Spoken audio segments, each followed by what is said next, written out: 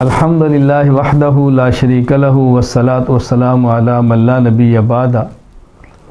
آج بعض لوگ قربانی پر یہ اعتراض کر رہے ہیں، ایک دن میں ہزاروں لاکھوں جانور ذبح ہوتے ہیں، معیشت متاثر ہوتی ہے، اس سے معیشت برباد ہوتی ہے، لہٰذا اس سے بچنا چاہیے۔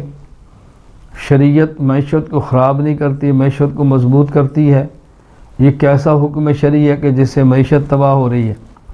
تو یہ بات اچھی طرح ذہن نشین فرما لیں، ایک دن میں کئی لاکھ یا کروڑ جانور ذبح کرنے سے معیشت متاثر نہیں ہوتی بلکہ معیشت مستحکم ہوتی ہے۔ صرف ایک دن کے جانور ذبح کرنے نہ دیکھیں، ذرا اس سے پیچھے چلے جائیں، پس منظر کو دیکھیں، سارے احوال کو دیکھیں تو آپ کو اندازہ ہوگا کہ صرف قربانی کی وجہ سے مسلمانوں کی معیشت کتنی مستحکم ہوتی ہے۔ نمبر ایک، جب قربانی میں جانور ذبح کرنا ہے تو پھر جانور پالنے ہیں۔ اونٹ چاہیے کم از کم 5 سال کا، گائے بھینس چاہیے کم از کم 2 سال، بھیڑ بکری چاہیے کم از کم 1 سال۔ تو جس اونٹ نے ذبح ہونا ہے اس نے 5 سال پلنا ہے، جس گائے بھینس نے ذبح ہونا ہے اس نے کم از کم 2 سال پلنا ہے، بھیڑ بکری نے 1 سال پلنا ہے۔ تو جب 1 سال تک جانور پلیں گے تو کتنے لوگ اس کے اندر مصروف ہوں گے؟ نمبر 2، اب اس جانور کے لیے چارہ کاشت کرنا ہے، اس کے لیے چارہ خریدنا ہے۔ تو چارہ خریدیں گے یا چارہ کاشت کریں گے؟ چارہ منڈی میں آئے گا، گاڑیاں استعمال ہوں گی، ٹرانسپورٹ استعمال ہوگی، مزدور استعمال ہوں گے، زمینیں آباد ہوں گی، اندازہ فرمائیں۔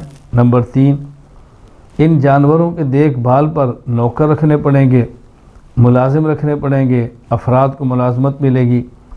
نمبر 4، جانور کو قربانی کرنے سے پہلے جو جانور ہے اس کا دودھ بھی ہے، اب دودھ نکالا جا رہا ہے، دودھ بیچا جا رہا ہے، تو بتائیں دودھ مل رہا ہے، دکانیں آباد ہیں، گوالے اس پہ کام کر رہے ہیں، مکھن نکالا جا رہا ہے، گھی نکالا جا رہا ہے، لسی نکالی جا رہی ہے، بالائی بن رہی ہے، تو کتنا فائدہ ہو رہا ہے۔ نمبر 5، قربانی کے دنوں میں جانوروں کا منڈیوں میں آنا، ایک منڈی سے دوسری منڈی منتقل ہونا، دیہاتوں میں سے شہر میں آنا، کس قدر ٹرانسپورٹ استعمال ہو رہی ہے، پٹرول استعمال ہوگا، ڈیزل استعمال ہوگا، افراد کام کریں گے، منڈیوں میں ہوٹل بنیں گے، کھانا کھائیں گے لوگ۔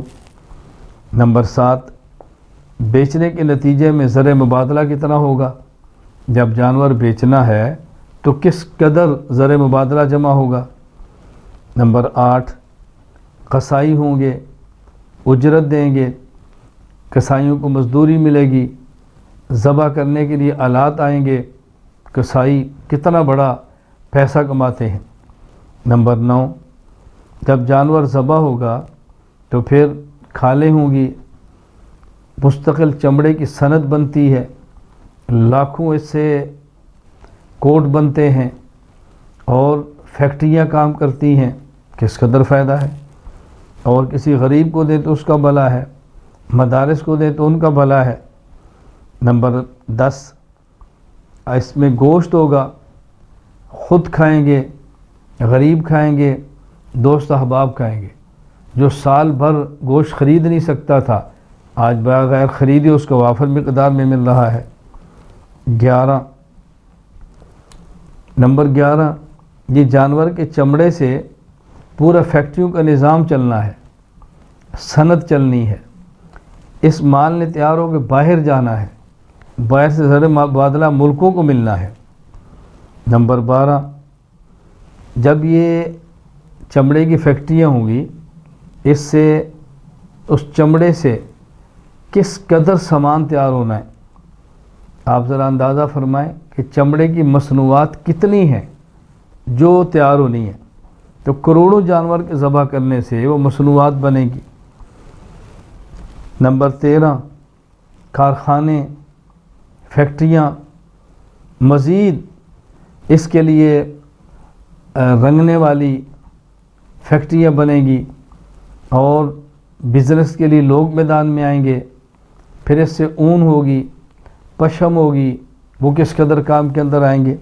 تو آپ غور فرمائیں کہ جانور قربان کرنے سے معیشت مستحکم ہوتی ہے، کمزور نہیں ہوتی۔ وآخر دعوانا الحمد للہ رب العالمین۔